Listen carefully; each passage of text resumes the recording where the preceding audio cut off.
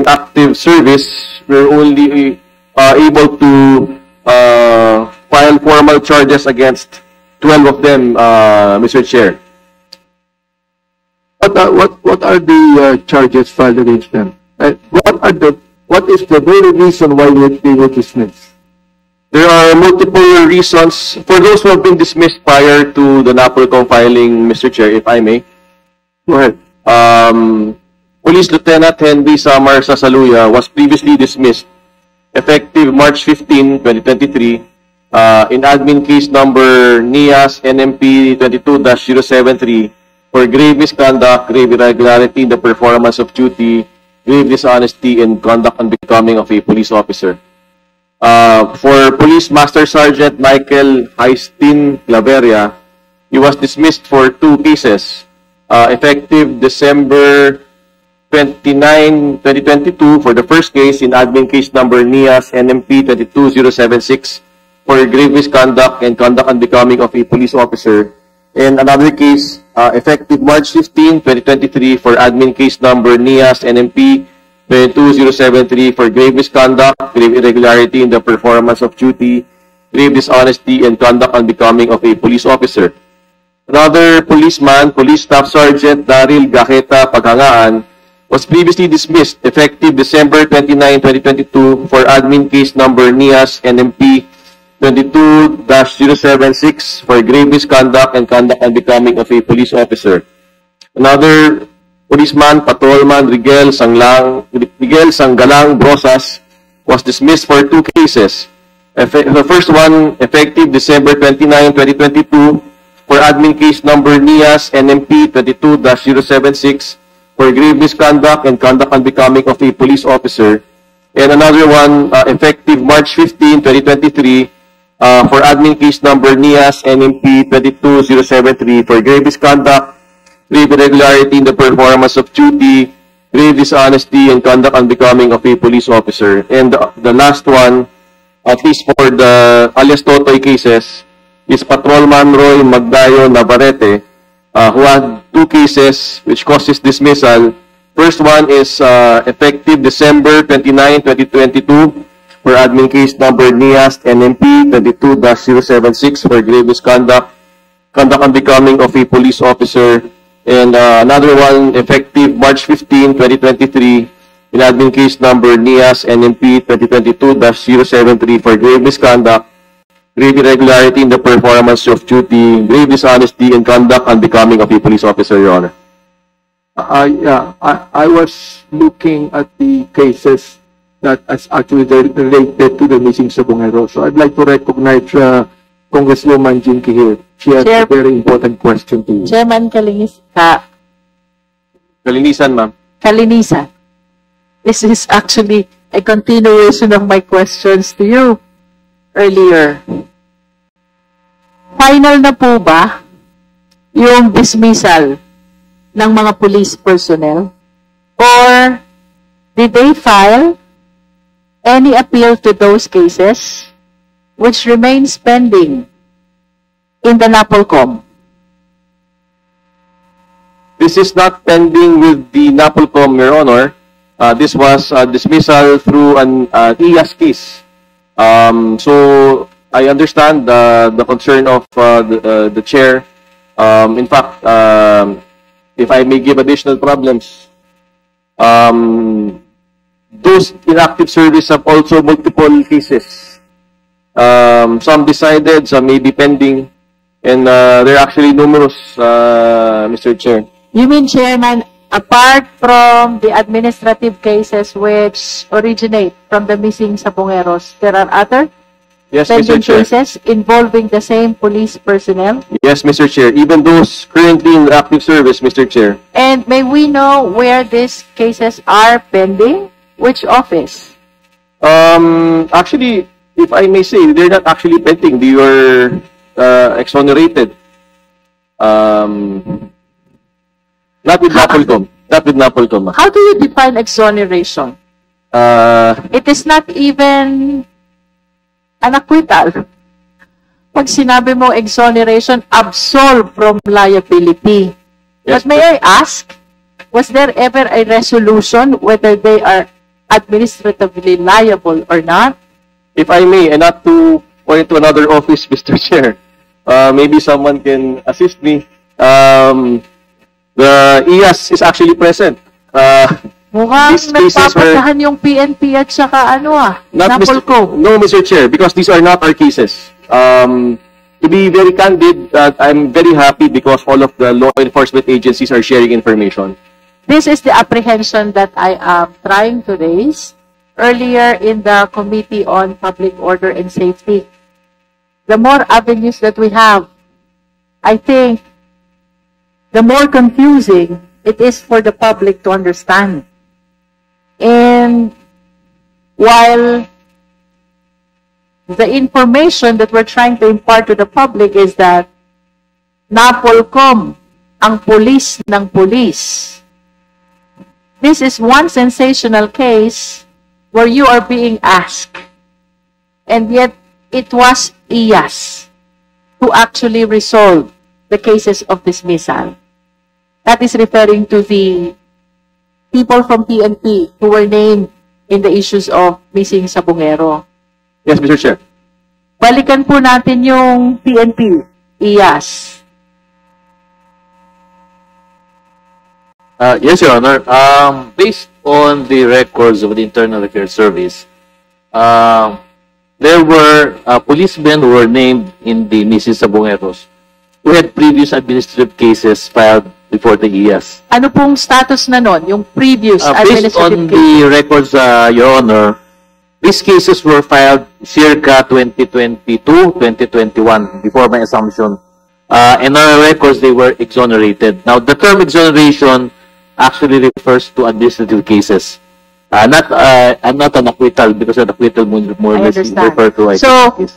exoneration is equivalent to acquittal in administrative Yes, cases. yes, Your Honor. Yes, Your Okay. Honor. That would be the equivalent. And that's only on the basis of the record check of these policemen who were implicated in the missing Sabongeros. So right now, Your Honor, insofar as what our Vice Chair and Executive Officer and our Napolcom boss, Attorney Calinisan, mentioned, the 6 were dismissed on the level of the Internal Affairs Service. If I recall correctly, Your Honor, but our DPRM, our Directorate for Personnel Records Management, would be able to answer clearer. As far as the PNP is concerned, I understand that administratively there's already been a dismissal. On whether this has been appealed, I am not aware. We are not privy anymore, Your Honor, because we only act at our level up to the point of the Chief PNP. So, But, may we know, sir, who is the office or which office is aware whether this police personnel appealed their dismissal from Well, the service? on the part of the Philippine National Police, Your Honor, it would be the DPRM, the Directorate for Personnel and Records Management. They would be in a better position, and we can ask them, Your Honor, to submit a report to this committee to give you a status of at least all the 6 who were initially adjudged for dismissal. Do you mean to say that the appeal for these cases are being lodged? It's Are going to be lodged with the lodged with- DBRM? No, it's lodged with the Napolcom, Your Honor. But administratively, if the decision of the Internal Affairs Service is affirmed by the Chief PNP, that dismissal order will be issued by the DPRM. So they would know at that level whether this dismissal has been effected at the administrative level for the Chief PNP. And then beyond that, the individual respondents have the ability to appeal. So we are not aware of that so far as the Internal Affairs Service is concerned. We are not aware if such an appeal has already been made, Your Honor. Because Napolcom is not aware whether an appeal has been filed by this we police will check, personnel. Your Honor, please, and we will submit to the committee so we can verify. May with we our- know the date of the dismissal? we don't have the... Well, Your Honor, this is just a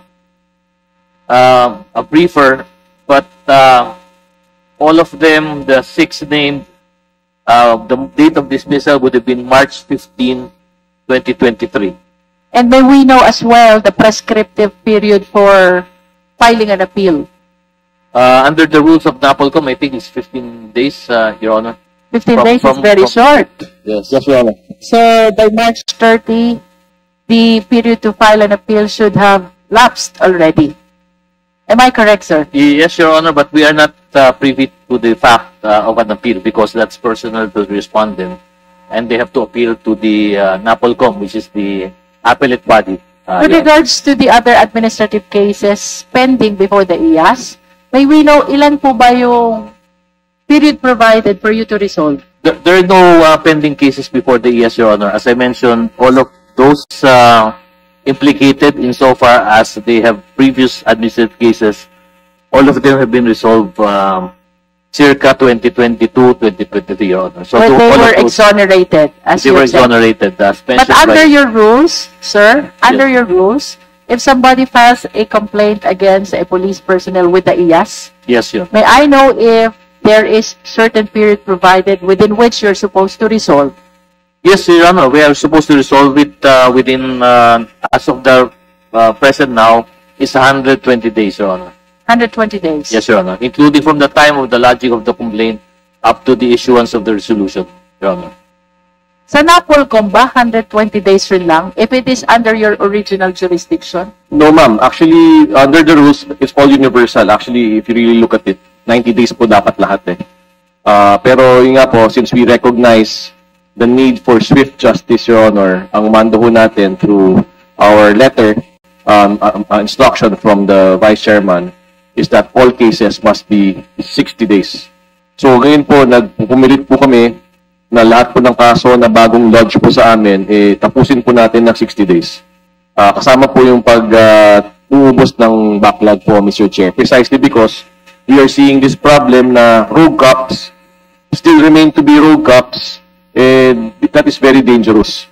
Yung pong speed of disposing cases works for both the complainant and the respondent. Yung pong complainant, kung tunay po na tama po yung final na complaint, madidismiss po yung mga pulis kaagad. And of course, a cop which has a rogue cop with uniform is dangerous. Kung inosente naman po yung pulis, ma-absuelto po siya. At hindi na po na kailangan isipin na meron po siyang kaso na pending na isa, dalawa, 10, 20, 25 years. So, swiftness po is essential po, Your Honor. Kanina po, Mr. Chair, the NAPOLCOM reported that there are about 10,000 to 12,000 backlog. Does the NAPOLCOM... No, Mr. Chair. We are now at 2,000 and counting. Which you intend to finish within the year? Yes, Mr. Chair. We're averaging po 45 cases to 55 cases a day. Trying to resolve cases po, Your Honor. Yun po bang 2,000 cases, Chairman? Does it include already those which are pending before the PNP Chief and with the IAS? Yes, Mr. Chair. Pero po, syempre, we are not in a static environment. That number is changing because we are also doing motu proprio investigations and other people do file cases with us. Lalo na po ngayon na medyo miski pa paano, kahit po wala pong awareness po yung NAPOLCOM, nagkakaroon po ng konti. So, may pumapasok na rin po na iba pa pong kaso, Mr. Chair. But, like I mentioned, we have an awareness problem in the National Police Commission. The ordinary person, the magtatako, the tindera, the housewife, does not know what NAPOLCOM is, na siya po ang pulis ng pulis. Siya po talaga ang pinaka-pulis ng pulis. Siguro po with the help of the committee, with the help of the House of Representatives, you can also assist us also in conducting our investigations. Taling-taliho rin ho kami. Candidly, wala rin ho kaming CIF. Lahat po ng investigasyon namin, La Patria ho kami lahat. Mahirap naman ho yun. May dangerous po na we have to accept that investigating uniformed people, medyo napakahirap po noon. We're just offering our bodies literally for the service of God and country. Tony, ano yung CIF? Yung confidential fund ba yan? Yes, Your Honor. Wala kayong confidential fund? Zero po. Zero, Your Honor. So, ano lang po talaga. Tigas na mukha lang po kami, Your Honor. Bakit hindi kayo humingi sa DBM? Hindi na po kami umabot po, Your Honor. Kakaupo ko lang po. I just got appointed a few months ago. Maybe this is an opportune time po, Your Honor, for the assistance of the House of Reps. I was appointed roughly 3-4 months ago, saktong deadline po ng DBM.